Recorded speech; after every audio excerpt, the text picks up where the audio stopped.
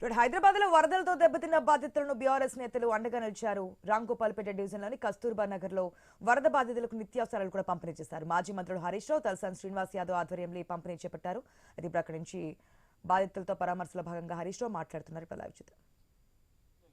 ఇలా గ్రామాల్లో కేసీఆర్ గారు ఉన్నప్పుడు మిషన్ కాకతీయలో చెరువులు బాగు చేసి బతుకమ్మ మెట్లు కట్టించాడు, బతుకమ్మ ఘాట్లు కట్టించాడు.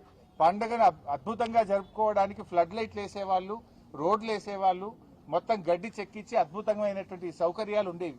కానీ ఇలా రేవంత్ రెడ్డి పాలనలో గ్రామాల్లో ఒక్క రూపాయి లేదు. పంచాయతీ సెక్రటరీలు అప్పులపాలైపోయినారు, సర్పంచులు లేరు, ఎంపీటీసీలు లేరు, ఎలక్షన్లు పెట్టే ధైర్యం రేవంత్ రెడ్డికి లేదు.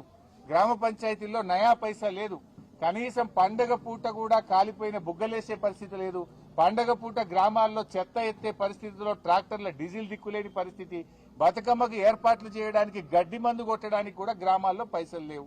ఇది రేవంత్ పాలన. మాటలకు ఎక్కువ, చేతలకు తక్కువ. కనీసం పండగనన్నా పట్టించుకో. ఈ పండగ పూటనైనా గ్రామ పంచాయతీలకు నిధులు విడుదల చేసి తెలంగాణలో అతిపెద్ద పండగ బతుకమ్మ, దసరా పండగ.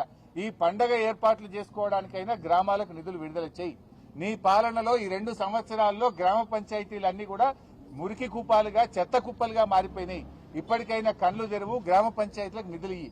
బడా కాంట్రాక్టర్లకు కాదు బిల్లులు ఇవ్వాల్సింది, గ్రామాలకు ఇయ్యి. పేద ప్రజలకు ఇవ్వాల్సిన డబ్బులు ఇవ్వు. గ్రామాల్లో వరదల్లో మునిగిపోయిన పంట పొలాలకు సహాయం చెయ్యి. వరదల్లో మునిగిపోయిన పేద ప్రజలకు నిత్యావసర వస్తువులు అందించు. వారికి ఆర్థిక సాయం అందించాలని చెప్పి మేము డిమాండ్ చేస్తున్నాం.